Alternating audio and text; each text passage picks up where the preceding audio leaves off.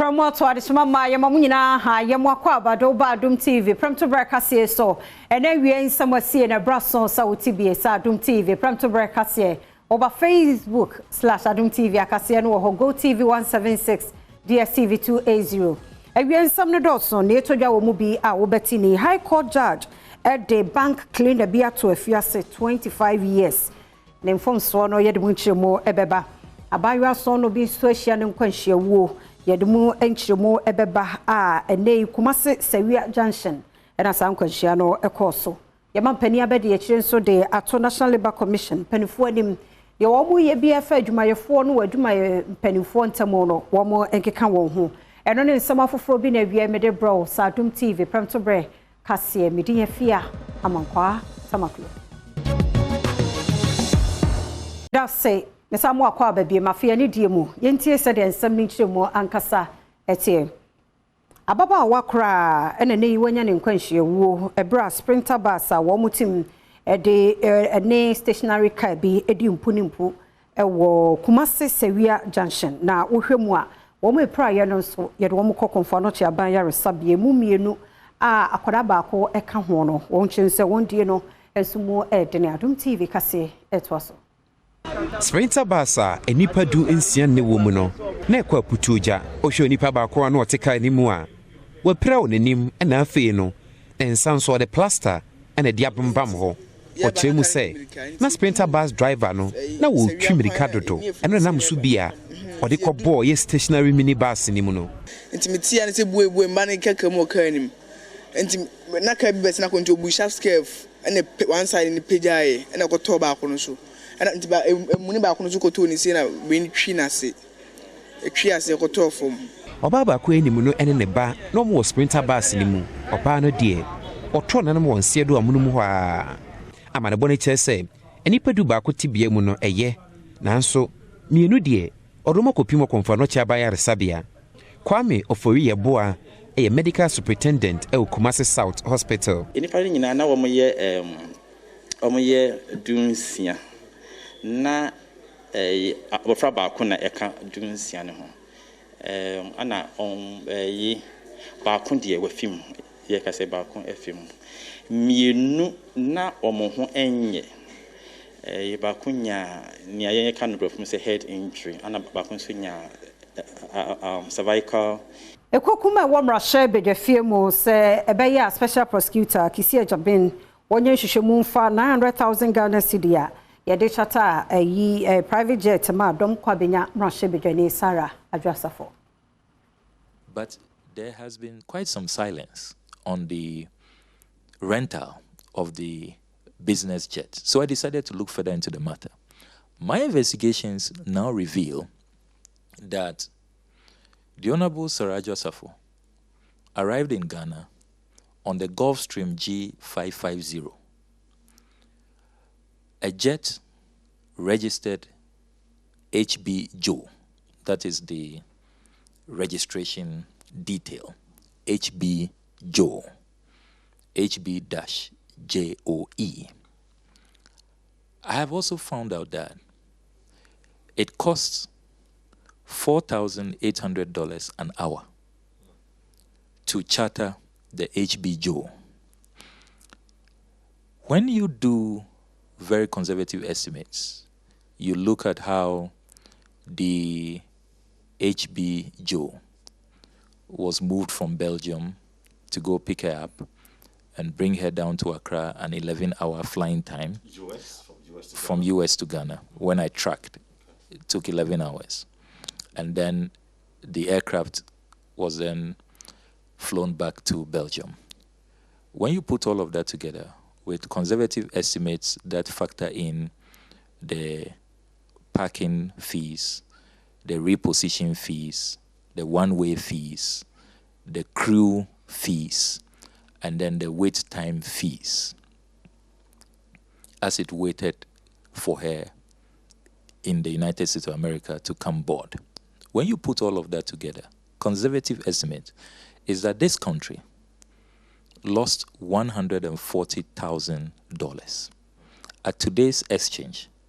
that is a staggering 948,500 Ghana cedis. 948,500 Ghana cedis. Almost 1 million Ghana cedis. Almost 1 million Ghana cedis. Now, I am therefore surprised that we seem to be so fixated on 120,000 cedis, which is good. I am happy that civil society, a lot of Ghanaians have approached the Special Prosecutor's Office to look into that. They are also concerned about the implications of that, probably inducement, bribery, trying to get MPs to vote on monetary considerations and not to vote according to their conscience. So I agree with the principle. I can live with those. Those are important principles. But I am saying that the Office of Special Prosecutor must broaden its scope of investigations. And all of us, including civil society, should not pretend we have not heard about the aspect to do with this expensive rental of a private jet. $4,800 an hour. The HB Joe, the Gulfstream G550s. Now, if you add the 120,000 cedis to the 948,500, it's in excess of 1 million Ghana cedis. I mean, our government is willing and ready and able to spend over 1 million Ghana cedis for just one e-levy vote. One. At a time we cannot pay NAPCO workers. At a time we say we cannot meet university lecturers' demands. At a time we say we cannot pay contractors. We say this economy is broke. Only yesterday I heard the president at the labor conference saying that this economy desperately needs the e-levy to survive. So this is what taxpayers' money is being used for. Now, I am also saying that the claims that have been made subsequently that the chartered jet must have been sponsored by friends of the Honorable Ajasafo. I'm saying that I am not buying that. You are not buying that. But you have no evidence to show that it is state money, the close to 1 million Ghana cedis, was from the state coffers. Premtobre Kasee na oguso hye na wo sansem we mu enefufuro bi no not omra shebedwani kro ya Samuel Kujeto Ablakwa na nansen afrase no mu no na okeka nsem ahodo bi efa se ansa na ye be wura fufuro yi mu no 11 no ho nsensem no obi betena parliament ho na nya ado asafo enso obaye ebekeka ho ensem enu achi nso wabowura Kennedy Japan din Asen Central se wono so omma efie ho a wonye tumi se bia omma sanso na Greater Accra Regional Minister Henry Courtin so obo ne din wo musa ne no na ebi mo kase wakeka we mu nyina nso wagya ato ho a wonye hwe na yentie anu ye nsem a wode baye wo sa nsemi ho. I am demanding that those who say that they paid for it, they are friends of the Honorable Ajasafo, they should come out in the open. We want to know them. But that would not be possible. Why should it be possible? Look, we must have high standards in this country. You haven't committed any criminal conduct. You say that you care about the Honorable Ajasafo so much. You so much love the e-levy that you were willing to do everything to let your MP or your friend who is your MP come vote. So we want to know you. Who are you? What do you do? What were your expectations for supporting the Honorable Ajasafo and for trying to help the government to have the e-levy pass? What are your tax records? Who are you? We must know you. I mean, their identity could open them up for attacks, for criminal attacks, for vilification, for insult. I mean, people who are not happy with the e-levy could attack them. Look, this is a political tradition. I recall very well when it emerged that some friends of President Rawlings were probably responsible for taking care of the fees, the school fees of his children. We're all in this country. You recall the hue and cry. The opposition at the time, led by current President Nana Addo Dankwa Akufo-Addo, said that they will not accept it, that it does not meet the basic standards of accountability, and that the only way that they will accept that explanation is if the people owned up, if those so-called friends. So what has changed? Why are we shifting the goalposts? Why do we have a different set of principles for President Rawlings? When he and you recall, there was also another incident of some importation of a jacuzzi, or some jacuzzi. I think the Chronicle newspaper led the charge at the time in the 90s. Our friends on the MPP side would not buy that excuse that it's a gift from friends. They wanted to know who those friends are, and that they are not going to accept that. So the MPP has been very consistent. President Akufo-Addo has been very consistent that, look, to fight corruption, there has to be sunshine. There must be total transparency. If you say you are a donor, if you say you are the one who is gifting, who is assisting, in this country, that's why we even have gift tax, you know, and you are the one who is supporting a politician. President Akufo-Addo, right from being opposition MP, insisted that those shadowy characters must be unveiled, they must be unmasked, the Ghanaian people must know who they are. So what has changed? I am only demanding that the Akufo-Addo principle, the Akufo-Addo doctrine, which he applied on President Rawlings, then in opposition, must still apply now. We must know who those so-called friends are. I am very doubtful at this point, to the extent that they have not been able to tell us who those friends are, which companies they work for, who really they are, what was their interest, what were they expecting in return, why, I mean, this so unpopular e-levy, very obnoxious, that poll after poll, every survey, even the one done by Multimedia, overwhelm me. Sometimes when I listen to you guys, over 90% of the people you survey say they don't want this e-levy. And yet, we have some business people in this country, some friends of Honorable Adjo Asafo, who are probably in the 7% or 8% of our population who support e-levy, who were able to mobilize that kind of money, $140,000, over 948,000 Ghana cedis, and they are not bold enough to own up to it, to let us know who they are. We are not accepting that. Premtobre Kasee na ogiso ehwe me monwura yensam foforo emu na MPP atitafo mabia wonwo ejoso abato mpesua so na wonwo buafo no officer polling station abato na woto no said you wo mahye to be anadwonom ne ade no enya ade se eye ne kwan paso Love FM Abdul Latif awa etwaso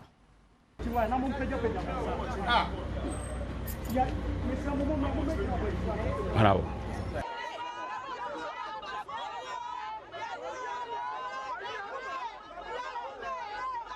Kwaya body me afaso no minimum bedi said ye mrane sie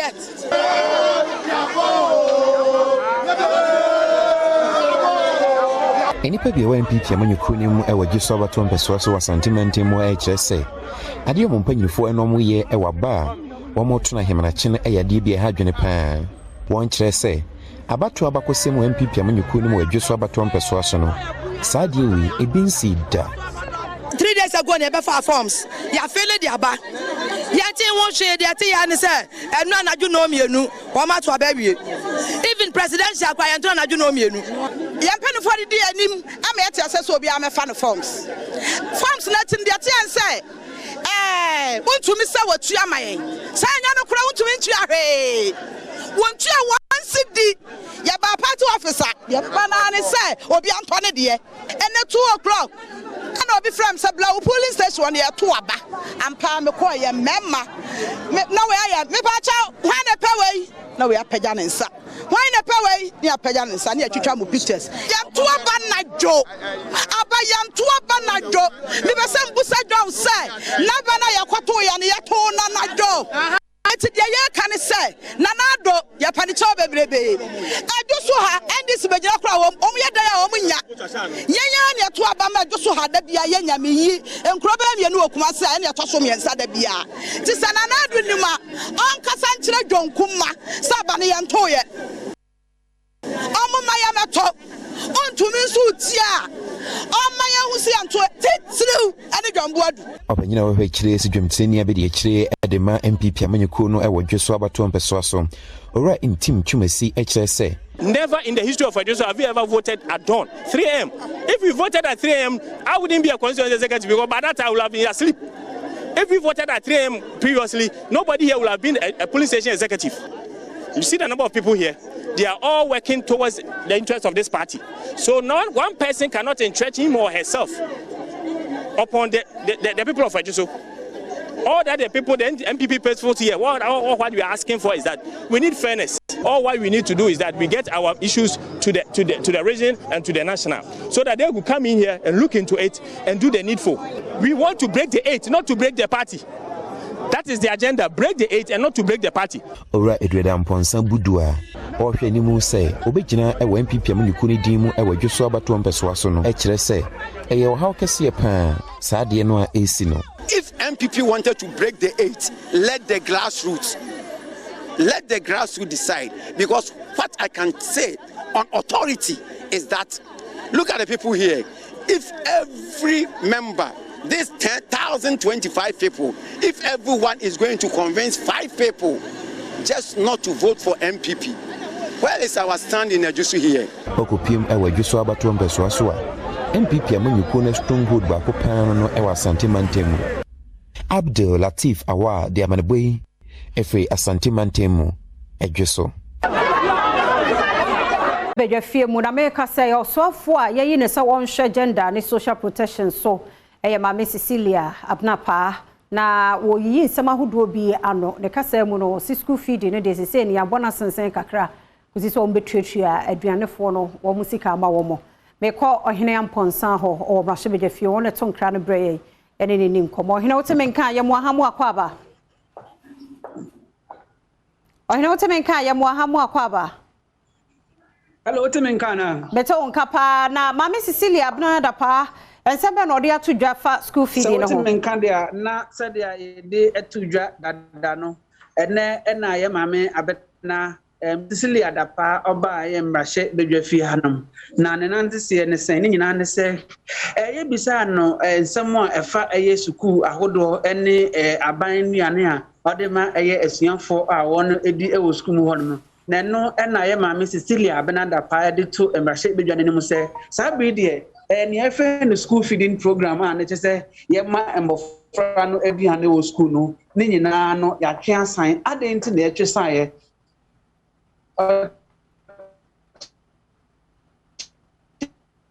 ohene network no ohene network ni nyina so yie papa maye ye behwe se ye benya ne biom na fe woni yen edi nkomo akyekye mu de nyina so a wogina se ye ka wo mo de wo mo nti ene ya twe asan mu ese sa wo hwa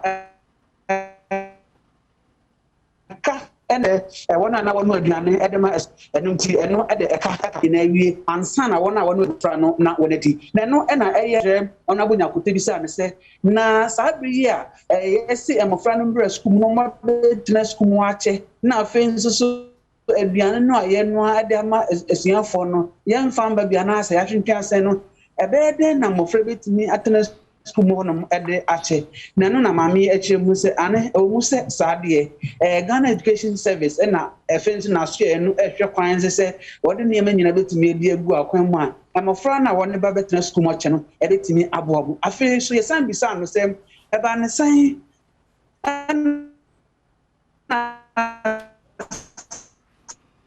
mo fancha ya pa na abofra no anasa ba no betimi Mama Cecilia Abna dapa de tudwa se sabri de na so ye na fenso Ghana Education Service and affairs ministry no the Ministry of Education anasa ba ye bi obeko school na oba fa nyinsen no se ye behwe se abofra no be na wasan akos ho se won so won ko school wobebo na tese won etini koso ewo eye machine de film ohine yeda se papa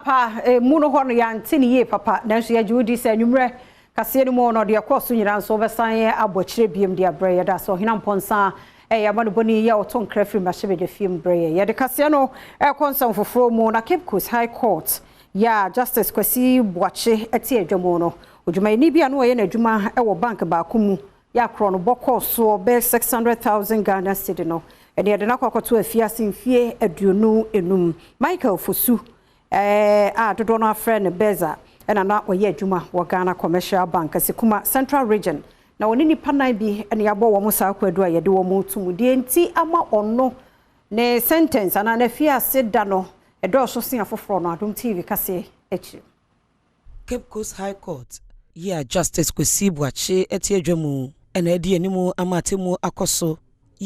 ojumayeni bi opepa sikakorabea bi waboa ama akronfrenfo akowia Ghana cedi empem ahansie nti woma ne mfie aduonunum se wonfa nkotwere aban ekokom Michael Fosu adodo na afre ne Beza oye cleaner ewo Ghana Commercial Bank wo asikuma wo mfimfim mantamu na waka nipa nan a eka wo ntiribo mu ekokowia obi anu abeyi ne sika ewo bank honom sika no dodo Ghana cedi empem ahansia Ebrate mu ne koso ena Justice Kasee Buache editu dwase ewo mu sika Michael enya awode akronfo no kowie mu no esa ye Ghana cedi empemdu nanso wo sheda ena oyi ni si nchen a o ma amra no ene ne die sentia otemuafo yi eyesa ene se enkomre nyina ejina Michael eso esanse wono ene dimu ntentemben ya wono a ene faafon efre akronfo yi eyi won mo asotire se wobi abeyi sika twhwere die se e de free sika korabia ho ne senti onkodi ne ntente na wonji sika no emfre ne nsem twese nipa bi a ote se bi a suban we bi ewo ne mu no oye mambofo ne senti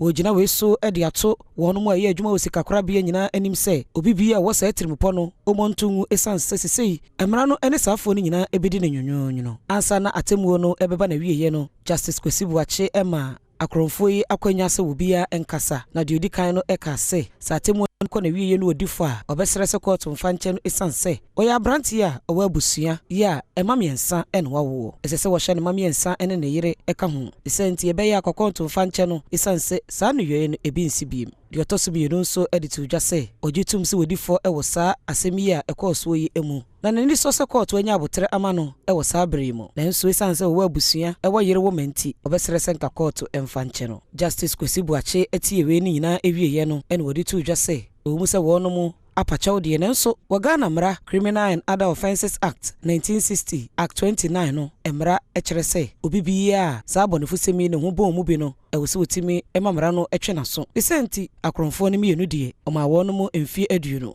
se wonfa nkotwere aban kokom no wanya adwumaden ema aban ya wodwumayani anu oye adwuma ewo bank honso oma ne emfie adunum ay adwumaden etato Ghana Prison Service mpanifo anyamo free National Insurance Commission ho ama ene wo ye ntete de ama prison adwumayefo no e won faso a e wo insurance ho wo mo gidie pass wo mo bewie no wo behunu so mfaso ene bo beboa won ene abusua ene man a wo mo nchemu na Adom Kasee edeba sana fo amienu dwumadie ene nkyerɛkyerɛ National Insurance Commission abaye ediama Ghana Prison Service ebeboa ama wonum atensi achiba asiyie na afenso akyerɛ wonum nhyehyɛ pa mpanifo ewo edema wo mu dwumadie yi wapa hontoma ewo nkran ya ne nyina no ebeboa ayen kyerɛkyerɛ ediama adwumayefo efansi achiba ewo ho emu adwuma wo ye ene wabusua eho Commissioner of Insurance ene Justice Yaw Ofori no ne Adom Kasee etwetwen enkomo about 4 years ago I had been said a bit training security agencies no any police for aye any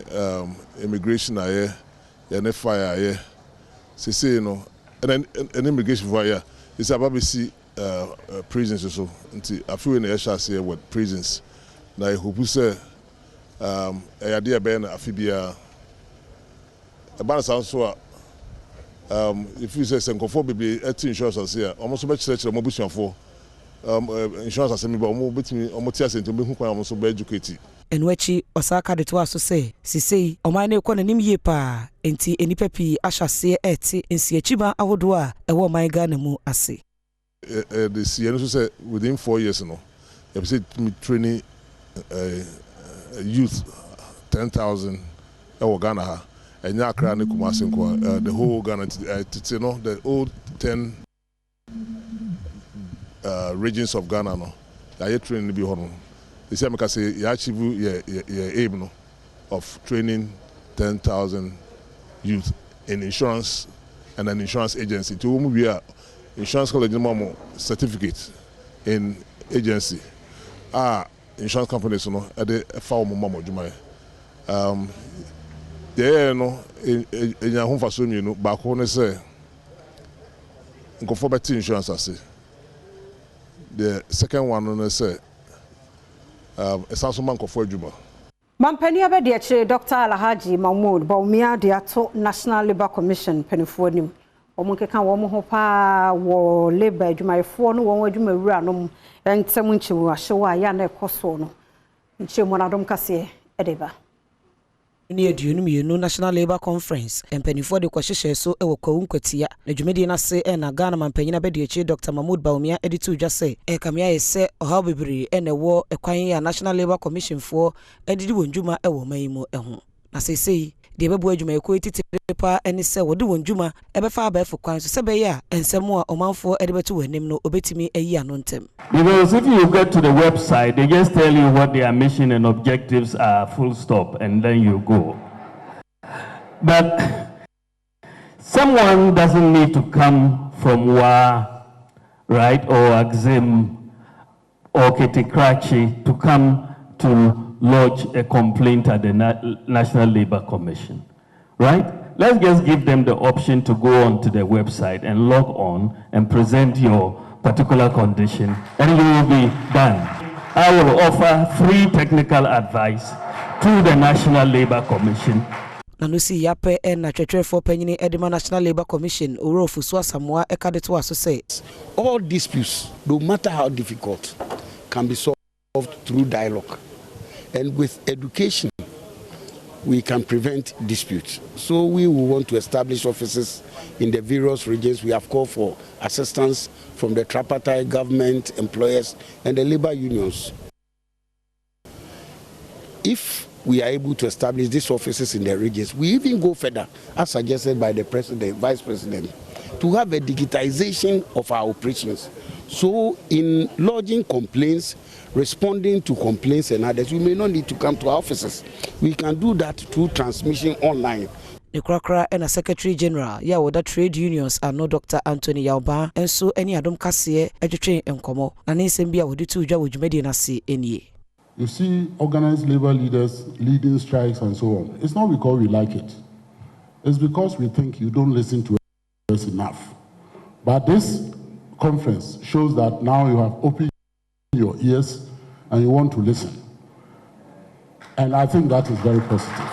I'm so happy that yesterday the president approved our proposal that every year in February we will come to Kwao to discuss employment and labor relations issues. Mayento Adom TV, Premtobre Kasee no so wo Facebook anyamisha o yetwa so na yakoyensom foforo emu dia abeto dwa se kane mampani mahama yi blog project ahodo no ye no hamunchemu be se duokono ewo nampanyile ye wo nanumba South district wo northern region a ensure toguso ewie bono chese basa jinwura na aboso na mu enchiremu no adomama no boni ade akire edeba. Community Day Senior High School e-blog project enkane mampanyine John Dramani Mahama aban ene hyase na ko hwekwan se sukuu yi wo wi a ebeye Technical Senior High School ewo mensine no emunenso ifra fempenu no dunsi adwumadi ne hyase akanwure mu a empanifo enya ho hwe epono a ededa edan anu nyina abubu ne mpoma nso asese ya omanfo hu die aban epese wode dan no eye regent ye wona kpan yiri ene shey baba wombe no ne Adom Kasee amane boni Eliasu Abdurrauf etwetwe nkomo editu dwase nanka dan yi o hyase yesu wosi waya beduru emu hamu chichemu adiokono iya aka bibi ketua bi obeye ewo dan no ne nso ifra fempenu ne dunsie ni contractor wo ye adwuma no ejesi wono mama sesei ensensan ene atwa ho ahia aten mpon atibe zanre mpela pohanzo ne kokko gele ka NGO sheba be MP nima be bon kulbiani ne sonste kable yina sonste le damo timina nana mun nante ha dinya ngoma ama secondary school ma yiri nyaare ngo ko dinamo dernyela dinya mpahe o gomnante puli dio biago puli karman o darzadien changla to no bana le the district the secondary school ma ka ban sikurbi ma ban yela ban ya sonle do sikur ma tra won ka bene de nyela bom technical school nyela ka technical ma mere nguna ban sim kam enwachi osade to ankurankura no nyumeku awodo en sha ban ase enim se adaroma ohamu chechemu edua aka obeye wodan no ho amanatimi abeye sukuu na adesuafo akomu no wo mu asebayi a kuro no betimi aye kuruma na sa shema yel male ma takapa kamal jipa kamal nambo apa damo bemele yo mahamane jia ora kana te pile kinte mele kana ancho ko yelte ba neti ko bedi abanda shukuruma gwamnati so yi tadi wanto chelezal damo no o mi ne kappa man zan changla polo katie ne jire damo to non kuto ne jire kayo pa ansulo di vote abanda di non ko dimi ka so an yoko di abanda don to nan ka bele de nini kromafo bi a wonum ewo nan kpanyiri enso ene Adom Kasee atwetwe enkomo e wonum ade srede a wode to aban enim enie bebe duru die ka esese bren ka ni enkoram wo school wa mu de esua ade nti tamo amu yi ade ebe ka sinde no ya nya 95%. Oh, until 95% complete. Complete. Okay. Ka chese enka enkoram wo ha be esua ade chese enkunya mu wo ho bibia wo ho matimi atena mode atwi ade one man si yape and assembly members mienu ya womo ewo brono no so Umaru Abdul Wahab ene Haruna Aminu enso ene Adom Kasee etwetwe enkomo. I am aware of the situation of the E-block. Several efforts have been made. We thought governance is a continuous process. Tractor was the former regional chairman of NDC. My entire Kasee no so na church for dodo no ana se ko basa ye do mo konkonkuma no mu a dodo no a wono mo enko efise how e wo honom no e do so ye ebinom die wo boss wa no mo di kan e wo ho emu ba ko ne Adusi Poku Judith a wo ye o chechire ni efrin kran ye de no ekọ kunjadu ya eno wo kwan dimension mu o northern region de wa famu ene ne enti odaso wo ho no ne Adom TV Kasee edin komwe kamia ye say schools a ewo enkuro ahodo ase ewo etifido mantam mu no wono ha wo kese pa wonam mu eya adan a woni a wo betina mu ade asua ade eno so ka ho bi nti no achechefo dodo na wo ho no mu a won pese obekwa akọchira ade wo ho no mu emia ahodo bi wo ho no mu a won so hawo ene se wonya super ennom wonya ayarehwe papa wo ho no mu eyina mahodin eni ho mobile phone network nso ebi ni ho no mu ena eniama foforo bi eka ho bi a enam ne sa aso nti no wodi achechefo ekosa amia ho no mu a eya na won pese obekọ akọchira ade ebinum wo ho na so wopene so bechira ade wo ho no mu a enche kora na wo prayer pese obeyi wo no mu afiri ho no mu akọ foforo akọchira ade wo ho no mu Adusi Poku Judith eye chechire ni a wafa enchechire titie ni mu awie na no wo chirade ewo Kunjadu DA Primary School ewo kwanda mensinenim emfa ho ene ahochire bebre a na ewo ho no mo nanso ebra wo yi no ekọ okum DA Primary School a eno so ewo ekura foforo ya ewo mensinenim ho no opene so ko ho kokọchirade Adom Kasee amane boni Iliasu Abdul Waruf Dabre ene na kwotwetwe komo ama ewura yi ede ne nsem atudwa baby I'm in school there Kropon CTC I Omasisa na the Presbyterian College of Education na me say 2016 na me 2019 every no na me koye me service that was 2020 time mo posti me party 2021 me posti na aba mo posti ya me ba baby a de me e ba ya se me mecha de anokwasem mbedru ha no me reku ye pa sada me su papa because me she baby am me tipa and crime na me work na Mako school wo Eastern region na de ma ba north to anokwasem me ba me real ko me hwe school no ni community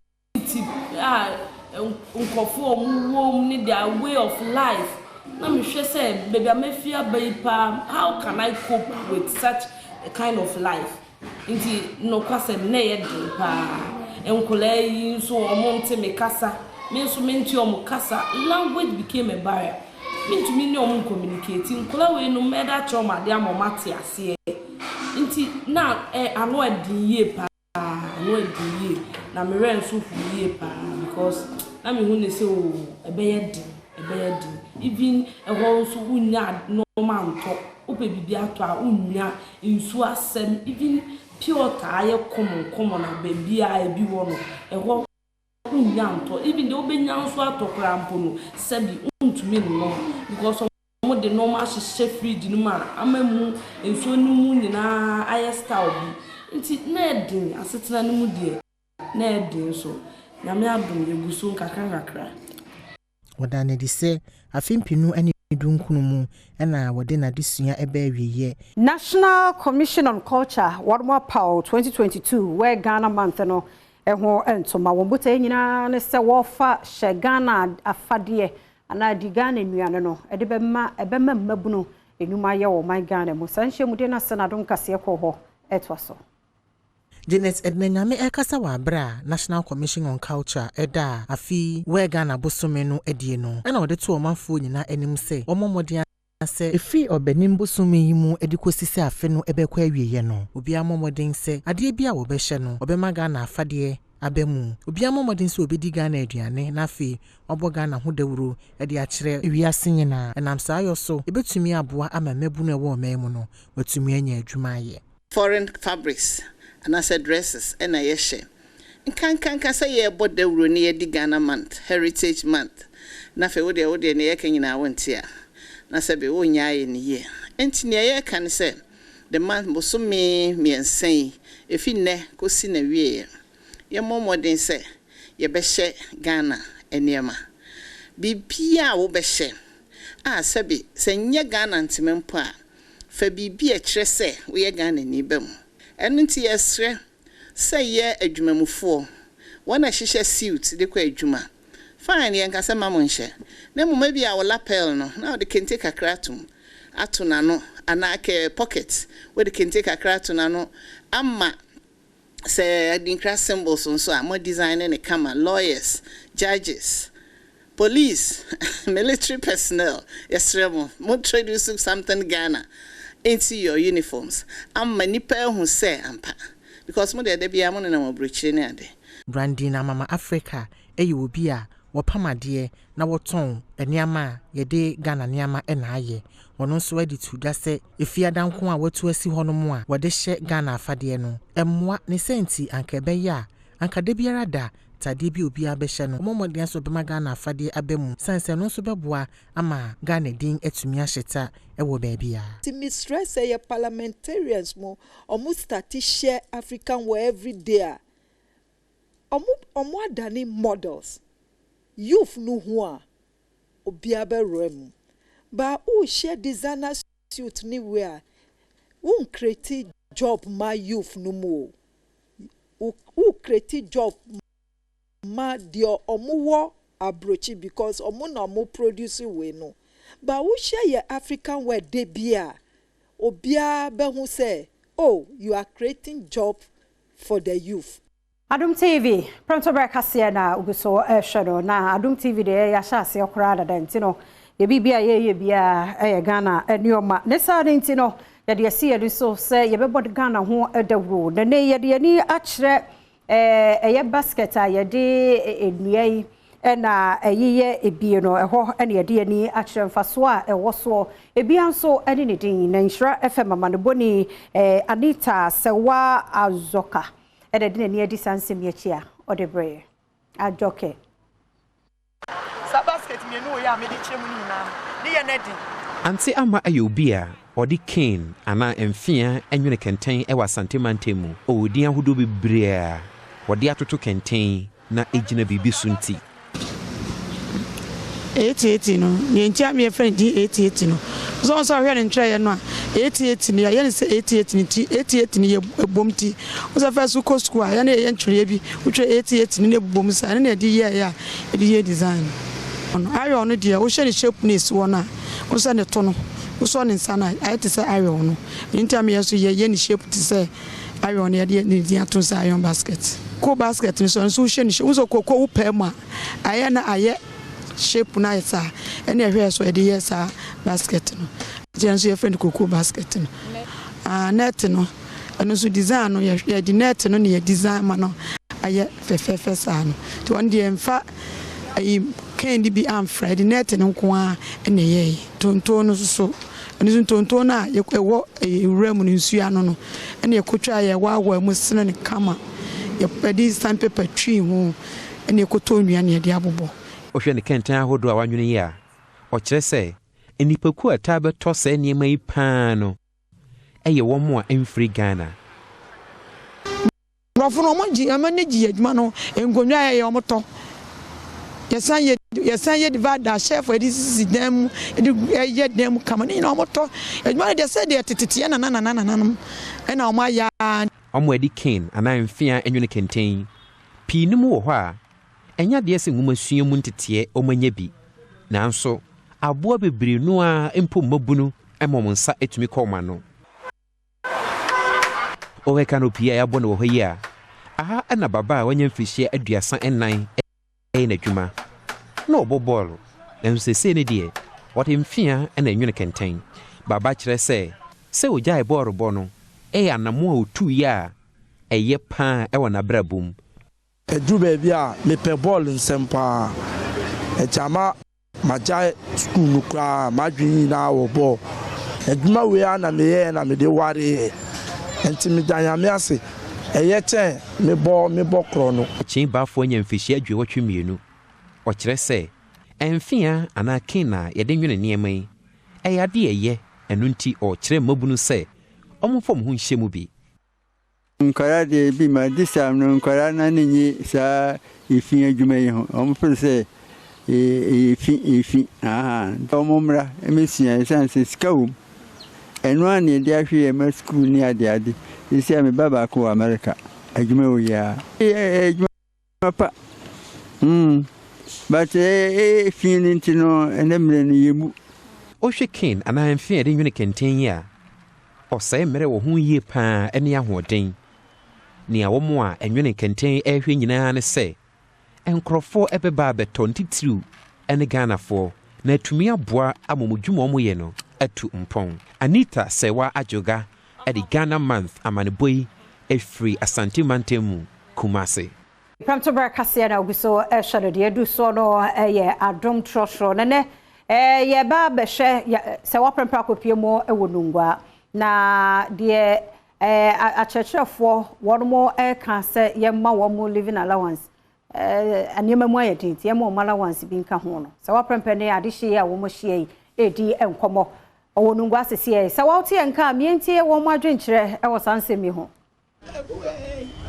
Efia masom ene ye de ababe piemu ewonungwa eye TROTRO station na wo hye me papa mo ene me maame mo ani ade tonfo mo nyina atwa me ho ahia obi biara epese o kire na adwena asamba akọ a ene omo nyina no maso ate bia omo ka ho asam eye nagratefo ene consent teachers for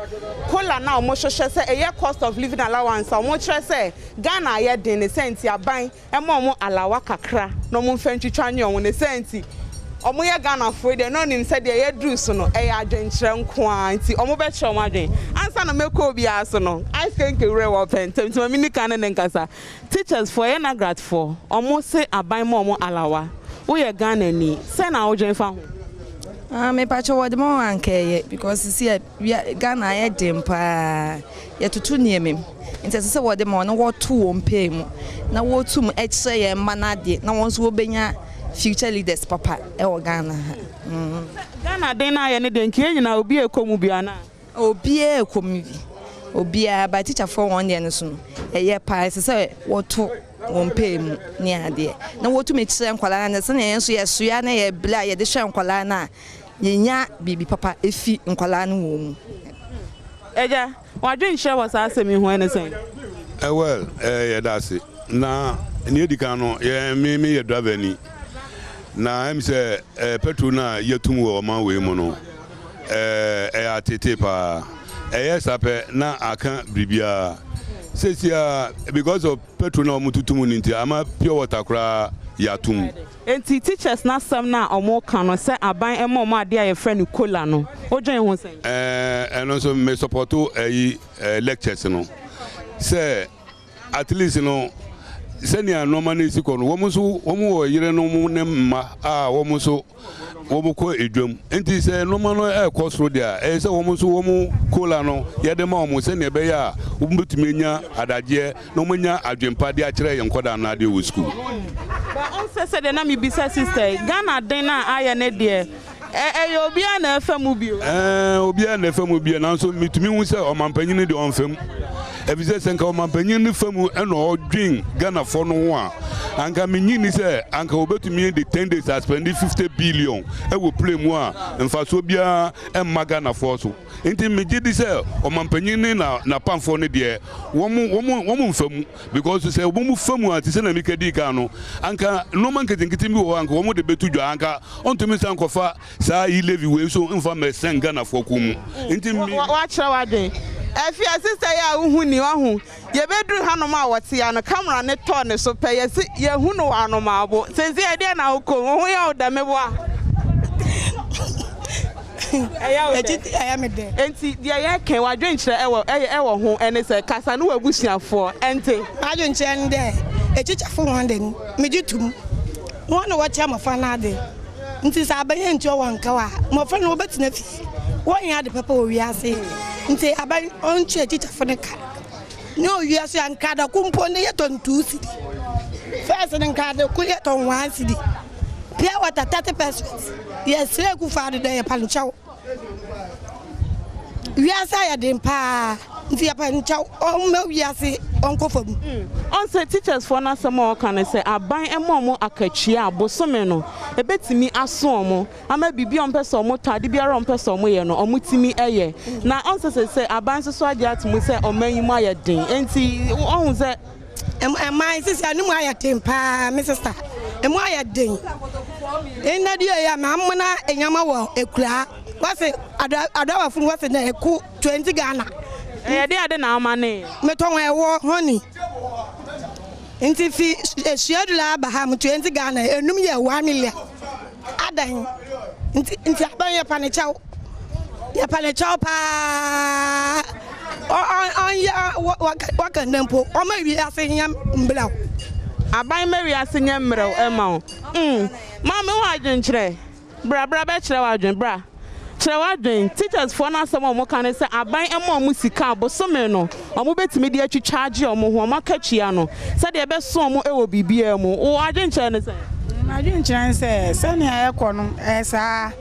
sezi as aban tua teacher for ka omo so metu menya ho de bi omo akire ye mba no ade yiye because also maame no so ade na woton wonu say da ache wo ba be ko school na da ache so wo so ya ade isi wona wa ya ablewa na utifia bia wo ba no so school yo ko e yo so benya adwen papa no so wenya bibi papa na wa ya ablewa ugu ba nchen wo ba so abeboa wa abrabo nim ba ade maame me say question we say o she teachers for ya e wo hono ma no ma bisa say ye nto o musikam ni ato uhu ne say aban da bia no mo kan sa sika no betimi atwia ugidi say betimi amani pesika obetimi asine bo akasa busumi we de esome ba cho dabi ani ye entumi ba ne sa enti wo ne say the teachers for ne kan say aban etie enti omoka onti aban ti omoka ochia omoka o akachia ne de eba enso akatua ni sha yesra ban enna sesi soya beans ukofa bota sesi first no lo nka ba ko 10 cedi 7 cedi sesi 15 cedi 17 cedis ufa ina ufa ka fi akọ akra yesi 5 cedi 50 pesos nti yesra ban sesi ade ba ko so ha ma me fantu weni mesro Ghana card no so aba no yam so ya ye yensa nkan ye de yesi sesi abosum we wu a ni ye twa wo wankwa ye wo de no ye betwa wo card nti yesre wo phone ye betwa mu ntu me fa phone enye wo sim na ye betwa nya wo phone wo sim ni ye betwa mu nti yesra ban embre no anfa bi emfa nkan ho man ni yeso yensa nkan ye de no me pacho sugar bo I dem papa now say brodo na first na we 150 but see no 4 cedi enti no 4 cedi no ekwaso pa esam sugar margin bibia e ma ye ton ade ne yesua nkaka ye nya hwe enti ye pa ne chowa sika na wo Ghana ha na mpanifo no ebinum edi no enti Ghana economy ohun Ghana ekosa o ma ni din a o ma Ghana economy ni din a edin be na ade be ma no yeah, remember say comedy be dimba pa ne mbe ma be ya akwasi ama ohwa e dimba na be Ghana ama Ghana ne ama Ghana de ye nyina ye nim efia was it obeto economy ni di ama Ghana me gidi say omo wo fie nso omo wo fie nso so e hwe bi no mo nso e kire omadwen e wo fie enti baby a ye dri dia ahu ye nyina ye be kan awe ba me pese mo na mo kan ahu ti me ka say 1 2 3 no ma je so awe 1 2 3 awe 1 2 3